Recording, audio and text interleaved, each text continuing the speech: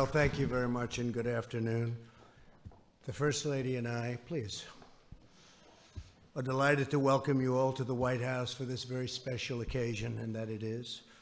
Today is my great privilege to present our nation's highest civilian honor, the Presidential Medal of Freedom, to a courageous warrior and a fearless patriot, General Jack Keane.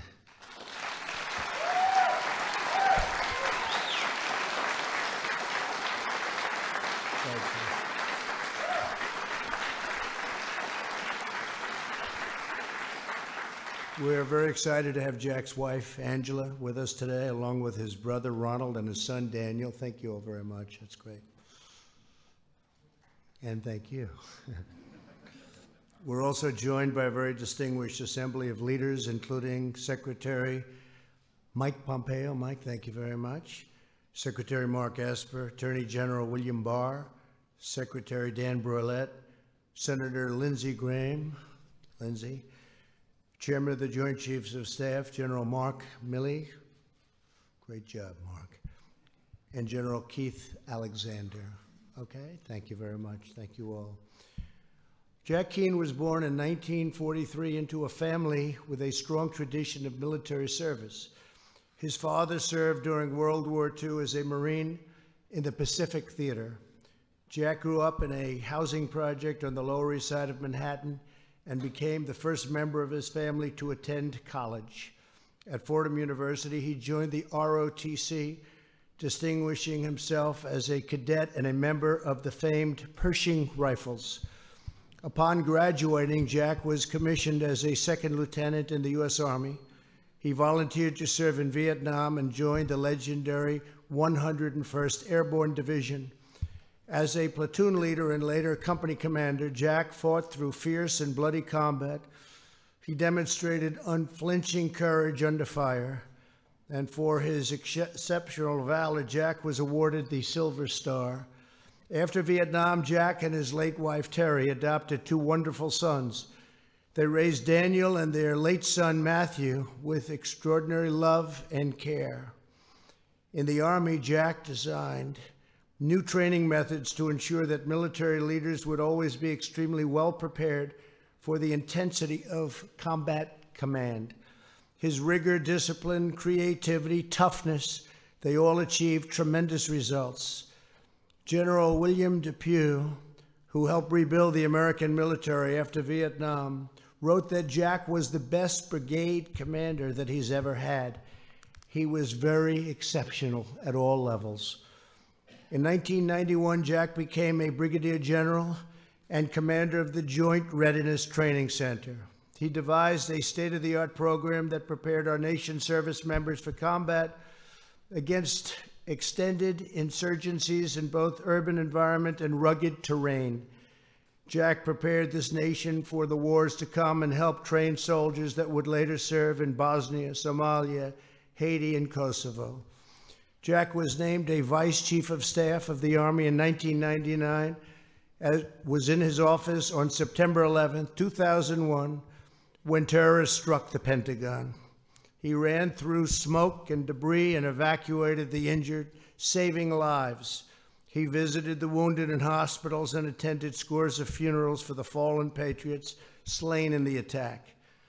Jack soon helped oversee the initial military operations in Iraq and Afghanistan and was the first senior military official to visit troops in the field.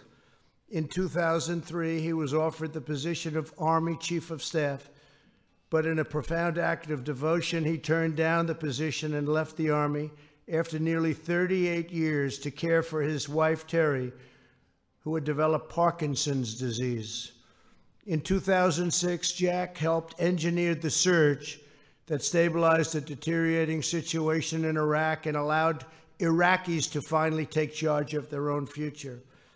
In the years since, Jack has continued to offer his sage counsel to military and policy leaders and to visit our troops on the frontiers. And Jack, I have to say, has given me a lot of good advice too. He's been called a national treasure by Henry Kissinger and is a recipient of the Bradley Prize and the Ronald Reagan Peace Through Strength Award. Jack Keane is a visionary, a brilliant strategist, and an American hero. General, you will be remembered as one of the finest and most dedicated soldiers in a long and storied history of the United States military. No question about it. Congratulations again to you and your family.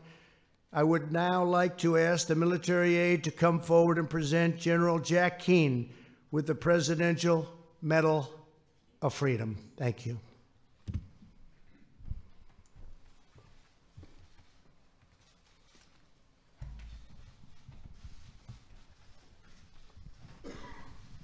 General Jack Keane is one of our nation's most distinguished military leaders. General Keane proudly served his country in Vietnam as a paratrooper, receiving the Silver Star for his courage and gallantry in action. His steadfast leadership as a four-star general and as Vice Chief of Staff of the Army provided stability and direction for those under his command. Since retiring from the military, General Keane has remained engaged on matters of foreign policy, devoting himself to developing policies that confront the dynamic threats facing our nation.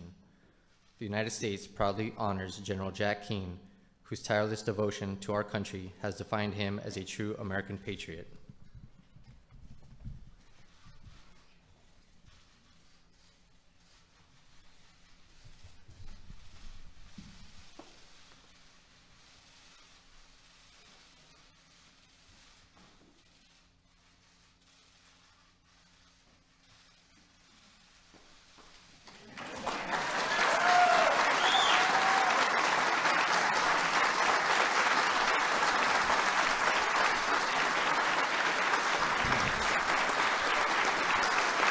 Thank you very much. Thank you very much. Thank you.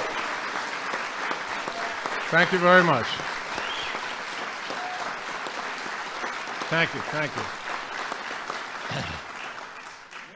You know, I'm usually not uncomfortable in front of cameras, even talking about foreign policy. But today, I have to talk about my own life. And that adds a little bit of tension that you wouldn't normally have. Mr. President, I'm deeply honored by this extraordinary award, and to receive it here in the White House, surrounded by family, by friends, and by senior government officials, it's really quite overwhelming, and you can hear it in my voice. Thank you, Mr. President, for your generous and your kind words, and also for your very touching and personal phone call several months ago about this. I've always experienced the love of family and friends.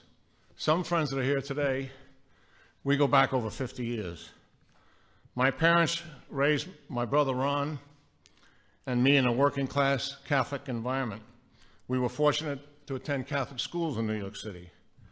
We were so strengthened, it so strengthened our values and also our character. My brother Ron has always been there for me, and I'm delighted he's here today. I thank God for guiding me in the journey of life. I have two great loves in my life. Terry Doyle, who the President mentioned, my love since we were 18. We lost her too soon. And Angela McGlowan, who I will love for the remainder of my life. With all honesty, I wouldn't be standing here without their love and their devotion. My son Daniel is here. Love you and proud of you, Dan.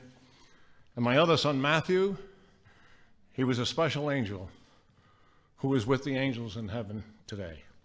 I have known for some time that there are two major events that changed my life. The first was the Vietnam War. An infantry paratrooper in close combat with my soldiers, where death was always a silent companion. Yet it was there I truly learned the value of life, the value of human life, to treasure it, to protect it.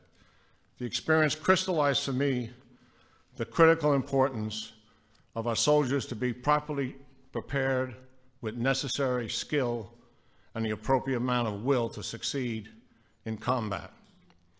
I lived a life, as the President mentioned, for 38 years in the Army, I lived that life among heroes who inspired me, and I'm still in awe of them today. My sergeants, my fellow officers, and my mentors shaped me significantly, and several times they saved me from myself.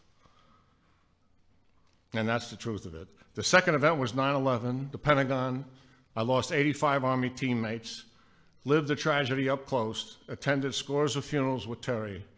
2 days after, as a New Yorker, I was dispatched to the World Trade Center, horror, walking across those smoldering ruins, and then making certain that Mayor Giuliani had all the military support that the Pentagon could render.